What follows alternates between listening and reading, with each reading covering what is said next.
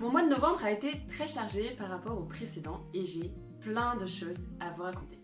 Ce mois-ci, j'ai écrit des dialogues sur commande, j'ai accompagné un aventurier dans son projet de livre, j'ai participé à des salons du livre, le tout en poursuivant mes activités habituelles de communication et d'atelier d'écriture. Bref, j'ai été bien occupée. Bonjour à tous, je suis Margot de Jubécourt, auteure chrétienne de romans et de poésie et créatrice de contenu. Sur la chaîne Au Petit Bonheur la Plume, à travers des vidéos, des podcasts et une gazette mensuelle, je vous partage mon expérience d'auteur et je vous invite dans mes coulisses. Début novembre, j'ai été contactée par une entreprise un peu spéciale. Une entreprise qui crée des jeux d'exploration, notamment pour valoriser des sites remarquables. Ce sont des jeux de pistes qui se déroulent via une application sur smartphone. Dans cette application, des personnages s'expriment pour conduire les joueurs d'une étape à l'autre. Et l'entreprise m'a proposé d'écrire ces dialogues des personnages. C'est un milieu que je ne connaissais pas du tout, mais qui a bien sûr attisé ma curiosité. Je me suis donc lancée dans ce contrat qui m'a occupée pendant une dizaine d'heures, voire un peu plus. Travailler sur commande, c'est accepter de nombreuses contraintes autour de l'écriture. Des contraintes de délai, mais aussi des contraintes dans l'écriture elle-même. La longueur du texte, par exemple, et la précision des informations à délivrer. Je me suis quand même bien amusée avec ce projet. Qui dit jeu dit plaisir, il fallait que les dialogues soient dynamiques, amusants, rythmés. J'ai inventé des petites blagues, des jeux de mots et j'ai été très bien accompagnée par mon client. Bref, une chouette expérience. Et ce qui est top, c'est que mon client a aussi été très satisfait de cette collaboration, ce qui laisse espérer que l'aventure pourra se répéter. Ce mois-ci, c'était aussi pour moi le gros mois des salons du livre. J'avais déjà organisé plusieurs séances de dédicaces avec des libraires pour mon premier livre, pour quelques œillets. En auto-édition, j'avais renoncé à ça. Et puis, comme j'ai plus de temps cette année, je me suis dit qu'il fallait saisir les salons d'avant Noël. J'ai donc assuré 3 dédicaces ce mois-ci. Pour la première, j'étais au salon du livre de Mornan, dans le Rhône, à 1 heure de chez moi. Première surprise de la journée, je ne pouvais pas me garer à côté de la salle. J'ai dû porter ma caisse de livres sur 300 mètres avec ma petite force de mouche. C'est à ce moment-là que j'ai compris pourquoi les autres auteurs avaient des valises à roulettes. Et puis, je me suis installée sur mon stand. 2 fois, parce qu'on m'a changé de place. Mais là, j'ai découvert une ambiance super, des auteurs contents d'échanger, drôles, bienveillants, et des organisateurs vraiment aux petits soins. Vraiment, j'ai passé une très bonne journée à Mornan. J'ai bien rigolé avec ma voisine et j'ai découvert des univers très différents du mien.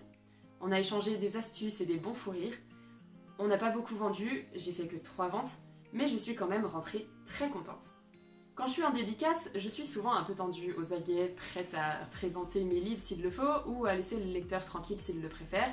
J'essaye de lire dans ses pensées, de savoir si mes livres peuvent l'accrocher ou pas, et ça, c'est très épuisant. Du coup, j'étais vraiment contente de trouver des gens avec qui rire et dédramatiser, avec qui passer une bonne journée malgré des résultats pas foufou.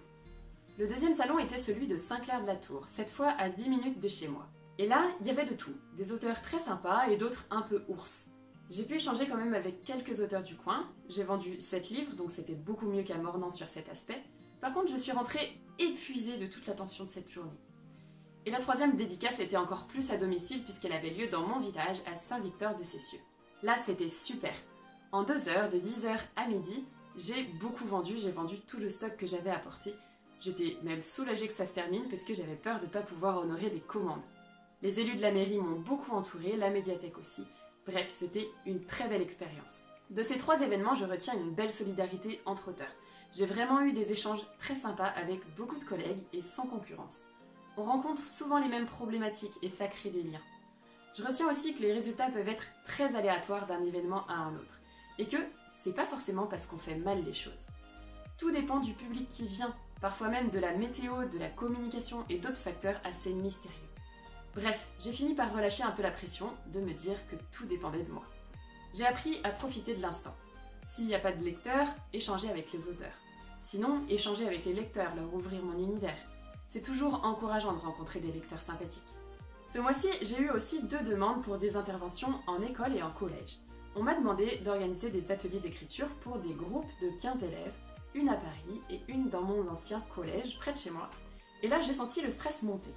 Des ateliers avec 5 participants, je sais gérer, mais j'ai jamais fait plus. Comment ça se gère une classe? Bon, depuis, j'ai dédramatisé. Après tout, j'ai la passion et l'envie de transmettre. J'ai aussi plusieurs trames d'ateliers et il me suffit de les adapter pour des groupes plus importants. Et puis, c'est une expérience à vivre.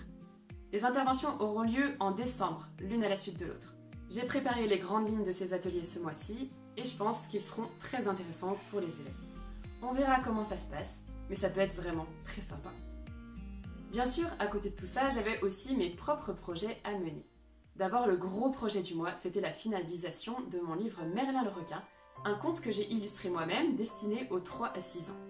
Au début du mois, j'ai finalisé la mise en page du livre, puis j'ai étudié les solutions d'impression. Et là, encore un bon coup de stress. Les coûts d'impression étaient très élevés. Or, ce livre-là, c'est un livret 16 pages. Je ne pouvais pas le vendre très cher et j'avais fixé mon prix à 6,50 €. Pour me faire une marge sur ces ventes, c'était un peu compliqué. D'autant plus que je pensais pas en imprimer beaucoup, 50 ou 100 exemplaires tout au plus. Mais en fait, j'avais aucune idée du nombre de ventes que je ferais avec Merlin, étant donné que c'est le premier livre jeunesse que je publie. Donc, ce que j'ai fait, c'est que j'ai fouillé un peu plus mes recherches d'imprimeur. J'ai aussi lancé des précommandes pour savoir si le projet plaisait autour de moi, et là, grosse surprise, les précommandes se sont accumulées jour après jour jusqu'à atteindre 80 exemplaires. Un beau succès, vraiment, par rapport à ce que j'imaginais. Entre-temps, j'avais trouvé un imprimeur moins cher, chez qui j'avais commandé un bon à tirer. Le BAT est arrivé, et il était mauvais, mais pas mauvais à cause d'une petite faute d'orthographe, hein, non. Je m'étais carrément trompée sur la commande et il manquait la couverture. Ça m'a complètement saoulée, je dois le dire. Le bon à tirer m'a coûté 35 € et une semaine de délai, il fallait tout recommencer, j'étais dépitée. Par contre, j'ai vu que la qualité d'impression était bien, que le papier choisi était bien aussi, donc j'ai pris mon courage à deux mains, j'ai refait une commande, elle est arrivée une semaine après et cette fois, c'était la bonne. J'ai donc lancé ma commande de stock. Et j'ai pas commandé 100 exemplaires, non, j'avais déjà 80 commandes. Donc j'ai fait imprimer 200 exemplaires qui sont arrivés cette semaine. Si vous êtes passé à côté de ce superbe livre, je vous remets le lien en description. Merlin dépasse vraiment mes espérances. Je l'ai exposé sur mes stands en salon, même si j'avais pas encore la version finale et le stock qui va avec. Et beaucoup de gens se sont arrêtés dessus, l'ont trouvé très très beau. Donc ça m'a fait super plaisir. 6,50 € pour les rois du bon plan. Mon deuxième gros projet du mois, c'était la Gazette des auteurs. Pour ceux qui n'en ont pas encore entendu parler, j'ouvre une parenthèse. C'est un projet que j'ai lancé en octobre sur ma page Tipeee. Je propose une gazette en ligne pour les auteurs et les curieux d'écriture. Elle tourne autour d'une dizaine d'ateliers d'écriture que vous pouvez suivre chez vous à votre rythme. On a un groupe Facebook et Telegram pour échanger autour de ces ateliers. Et c'est une gazette augmentée qui vous renvoie aussi vers des podcasts, des vidéos, des articles de blog. Donc une formule très complète et très concrète qui vous guide pas à pas dans votre création. Le mois dernier, la première gazette vous aidait à trouver votre idée de départ de roman. Ce mois-ci, je me suis concentrée sur les personnages. Je voulais qu'on puisse comprendre ensemble ce qu'est un bon personnage et sur quoi il se construit. Donc j'ai exploré tout ça avec les personnages qui m'ont plu personnellement, avec aussi la vision d'autres auteurs sur le sujet. J'ai compilé les informations les plus pertinentes et concrètes. Le but, c'est que vous ayez les bonnes infos le plus vite possible sans vous perdre dans des articles de 10 pages. Donc j'ai écrit quelques petits articles, mais j'ai surtout créé des ateliers d'écriture pour vous aider à construire un bon personnage pour votre histoire. Un personnage attachant, complexe, réaliste, un personnage inoubliable. Ce projet m'a bien occupée. Il y a eu une phase de recherche d'une dizaine d'heures, puis une phase de compilation et de création d'une vingtaine d'heures, je pense. J'ai vraiment envie de vous proposer un contenu qualitatif, donc j'y mets beaucoup d'énergie. Et je suis assez contente du résultat, puisque je pense que la méthode que je vous propose dans cette gazette est à la fois très simple, très concrète, et peut vraiment vous aider à progresser avec des notions nouvelles. La gazette a été publiée la dernière semaine de novembre, vous pouvez la retrouver sur ma page Tipeee, je vous mets le lien en description. Le premier numéro est gratuit, les autres sont à 5 € et croyez-moi, c'est vraiment un bon prix pour tout ce qu'elle propose. Le troisième et dernier gros projet du mois, c'était le NaNoWriMo. Le NaNoWriMo, c'est quoi? C'est un défi qui propose aux auteurs d'écrire 50 000 mots dans le mois. 50 000 mots, c'est à peu près l'équivalent d'un roman entier. Donc, c'est beaucoup d'écriture pour un seul mois. J'ai un peu hésité à me lancer là-dedans et puis j'ai tenté. J'ai commencé avec 3 jours de retard. Moi qui ai écrit très lentement, c'était une vraie prouesse que j'arrive à rattraper ce retard. Mais j'y suis arrivée.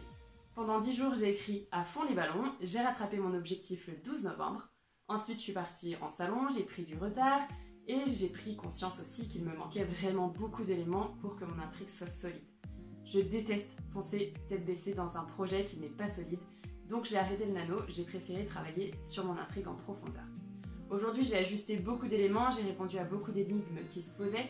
Il me manque encore quelques éléments et je pourrais sans doute me relancer dans l'écriture bientôt. Sauf si, bien sûr, j'ai une meilleure idée qui se pointe parce que je suis déjà épuisée à l'idée de me lancer dans ce projet de roman. C'est un projet assez gigantesque pour moi parce que c'est un thriller psychologique qui se construit sur beaucoup d'énigmes et sur du mensonge. En même temps, je veux quand même en faire une histoire lumineuse, donc j'ai déjà beaucoup de contraintes. Enfin, on verra, et même si je passe à autre chose, tout ce travail ne sera jamais perdu. Je suis persuadée que ça me fait progresser dans ma façon de réfléchir, de construire une intrigue et d'organiser avec précision tous les éléments. J'ai toujours un peu fonctionné comme ça pour tous mes romans. Je pense que vraiment chaque roman me fait évoluer à sa façon, même si l'histoire, je la garde pas toujours. En tout cas, dans ma façon de travailler, ça m'apporte beaucoup. Voilà un peu les gros projets qui m'ont occupée pendant ce mois de novembre.